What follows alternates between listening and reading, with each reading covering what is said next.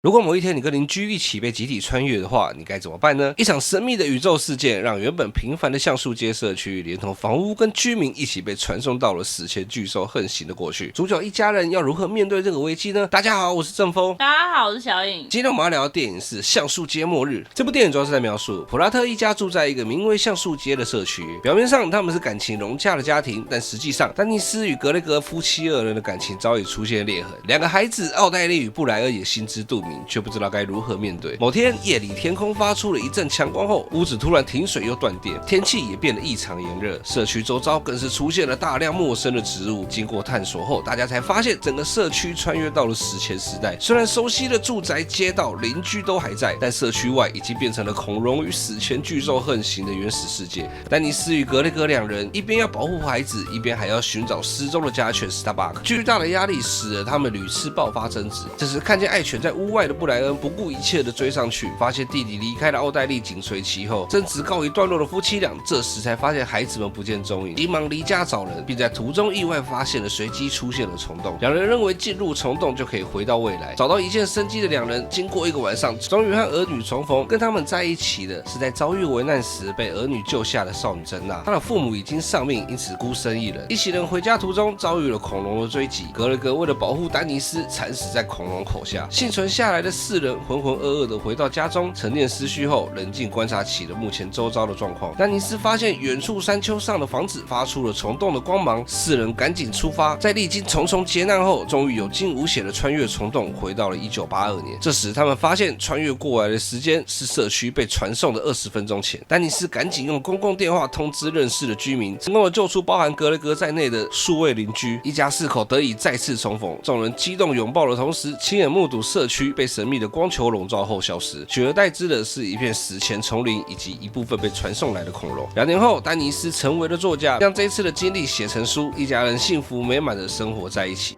对于这部电影，我心中只有满满的遗憾。身为一个带着家庭成分的灾难片，在很多时候对于它的逻辑或是内容其实是不能多加要求的。比方说在2012里面，主角一行人搭乘小型飞机在地壳之间穿梭的画面，其实就被很多人吐槽过，现实来说根本不可能发生这种事。但 who care， 这个是电影，看的时候爽就好了。抱持着这样子的心态进场看《橡树街末日》的时候，是可以得到很快乐的体验的。你刚才讲到2012，虽然同样都是末日题材的片子，但我觉得跟2012比较不一样的是，这一部在开头的时候，我认为有更加深刻的去描写一个家庭，特别是夫妻感情之间的议题。那我自己来讲，我还蛮喜欢这件事情的。我特别喜欢的是，当一家人在巩固房子的安危这件事情开始进入了比较缓和的阶段，稍微能静下心来，大家好好的休息的时候，这对夫妻就开始吵架了。吵架的议题从争论该不该让孩子们继续对于这个生活抱持着希望，还是应该好好的面对现实，进而延伸到各种生活的琐事，还有质问对方到底还爱不爱这个家这种事情。我觉得他借由一个末日的题材去探讨了夫妻相处的议题，而且他们争论的问题其实你可以发现跟末日没有太大的关系，更多的是那种长年累月累积下来的各式各样的问题。但很可惜的，这一块的描述就到此为止，我们后面也没有再进行更多的探讨，特别是在夫妻俩经历过了各种的危机冒险之后，似乎他们夫妻之间的问题也随之消失了，他们又再次的爱上了对方。但老实讲，就没有解决问题啊。他在开头花了不少的时间在进行各种角度的描写，不管是传送这件事情的发生，又或者是对于这个家庭的构成以及他们濒临的各种问题，让人有一种他们似乎想要在家庭这方面去多做描写，去呈现每个人对于这个家的想法，以及一起去面对这个家产生的各种问题。但当电影演到一半的时候，就开始发现这些伏笔都没有被回收到。为什么一开头要特别提到女儿想要去读大学但家里没钱呢？又为什么要提到小儿子害其他人受伤的事件？他把这些东西丢了出来，却一点都没有想要去处理的意思，只是在一些很不重要的地方进行了一些跟剧情毫无关系的表演，中间没有任何的描述。在结局突然告诉我大女儿顺利的去读了大学，进到了他想要加入的天文社团。这件事情对于整个故事有什么帮助吗？你一点都感受不到。我还傻傻的以为他的天文知识会对整个故事有什么帮助呢？实际上也就只有开头的时候借由那么一点科学知识讲了一大堆没有什么根据的猜测，最后就得出来的结论，所以我们穿越了。然后小儿子刻意隐瞒自己伤害到别人的事情，对整个故事或者小儿子的人物塑造有什么帮助吗？似乎也看不见，直接砍掉这些伏笔一点差别都没有吧。虽然加进这些多余的内容，它也才1个小时半多一些而已。更糟的是，虽然刚刚说他有努力的在演丹尼斯和格雷格这对夫妻之间的裂痕，但到故事结束为止，他们感情不和的原因，他们价值观的差异一点都没有被修复或是彼此磨合。毕竟结局的格雷格已经不是和他一起经历过冒险的那一个人了，为什么他们可以突然和好又变得恩爱，一点道理都没有。所以严格来讲，开场那个看似不错的铺陈，以及中间那些若有似无的伏笔，到了结局可以说是一点都不重要。虽然听到现在大家可能会觉得我们对于这部片意见很多，认为这部片很不好看，会让我们有这么多意见的主因，其实就只是因为结尾的韵味太糟糕了，以至于我们在回看前面的各种剧情的时候会增添更多的不满。但如果只论我们在观看电影的当下，前面我们刚才讲那些东西其实都不是什么大问题，都觉得可以被带过去，或者是这个是属于可以接受的地方。毕竟它的本质是灾难片，所以只要紧张刺激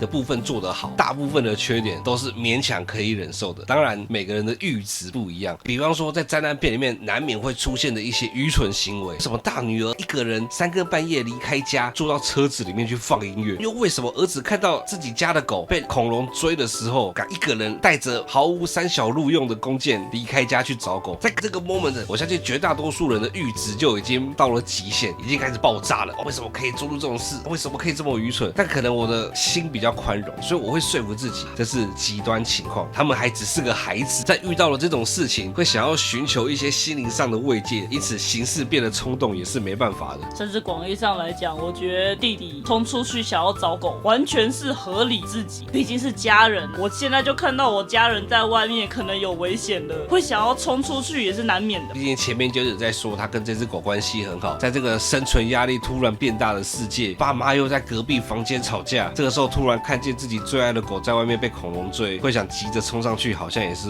无可奈何的事。他只是个孩子。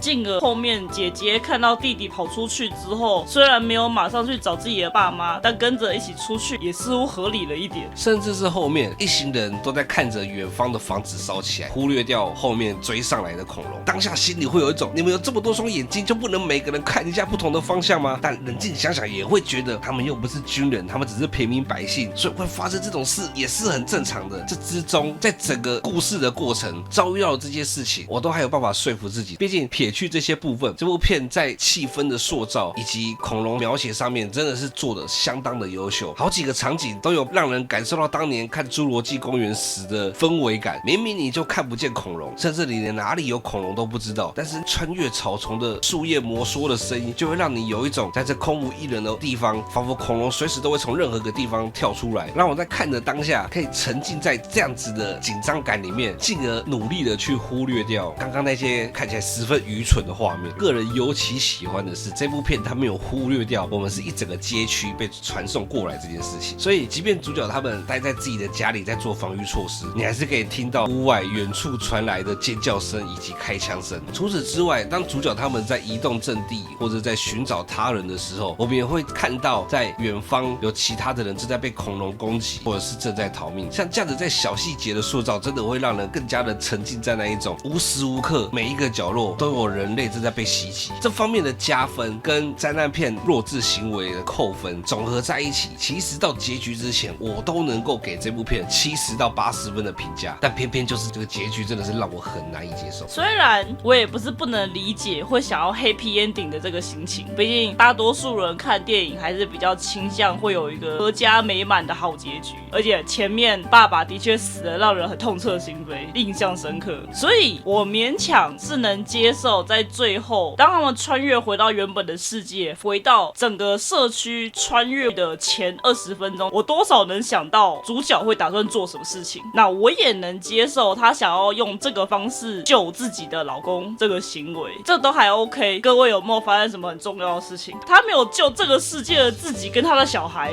在中间格雷格为了救丹尼斯死掉，甚至是丹尼斯在这个社区的几个好友看到他们陆陆续续为了剧情而死，不得不说内心是挺震撼的，尤其是格雷格，因为他终究是主角群的一员，本来以为他会活着跟大家一起回到未来，所以如果电影就这样子结局，心中难免会有一些遗憾，会觉得说这些人就这样子死去，对主角他们造成了很大的内心伤害。但这种遗憾、这种缺陷，也是塑造一个好故事的要素之一。就像铁达尼号，如果杰克最后没有死，那乍一看或许会是一个 happy ending， 但是结尾带给人的震撼就会少上许多了。但我懂，有的时候电影必须要给大家一个 happy ending。像素街被传送到过去，还有一些时间的时候，4个人都知道他们应该要开始救人了。但是我当下的疑问就是，救人，那你要怎么救？如果你在这边救下了你老公，就代表你会救下另外一个自己和另外一个女儿跟儿子，这样子没有时空悖论的问题吗？还真的没有，因为真的他也回去救了自己的爸妈，同时还救了另外一个自己。我们在结尾的时候可以看到有2个真娜，但是丹尼斯的行为却超乎了我的想象。他借由叫披萨这件事情，让格雷格远离了橡树街，到他们身边，一群人抱在一起，开开心心的欢呼，耶，包了一顿好的饺子。但冷静一想，所以他放生了另外一个自己和2个小孩，就为了弥补他失去的老公。然后没有跟他一起经历过这段冒险的老公，在事后和活下来的这3个人一起组成了快快乐乐的一家子，这算 happy ending 吗？老实讲，我看着当下觉得有点恶心。如果不去多想，当下的确可以感觉到那个 happy ending 的气氛，毕竟大家都很快乐，对不对？你如果说那个当下她时间很紧迫，只能够联络自己的老公，我也没办法说什么，毕竟在那个时间点，她老公并不在家里，必须要另外联系。但偏偏就不是这样，结尾你告诉我，丹尼斯可以联系所有他认识的邻居以及格雷格的披萨店，让他们可以远离橡树街。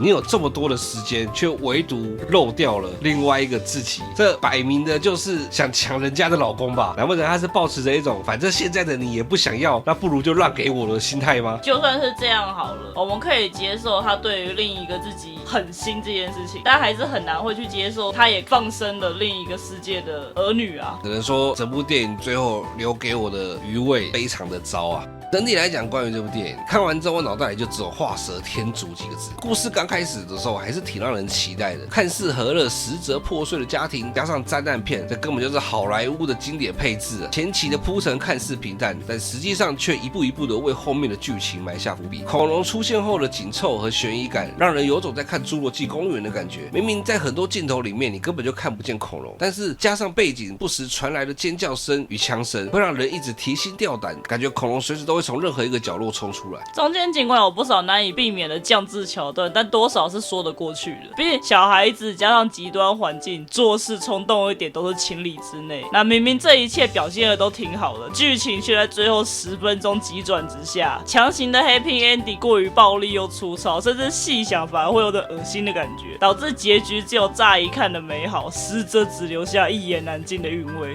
你认同我们对于这部电影的看法吗？还是觉得我们根本没看懂这部片？你是哪一派？留言告诉我们。想要看我们聊更多电影，也可以点画面上的推荐影片。那我们下次见，拜拜。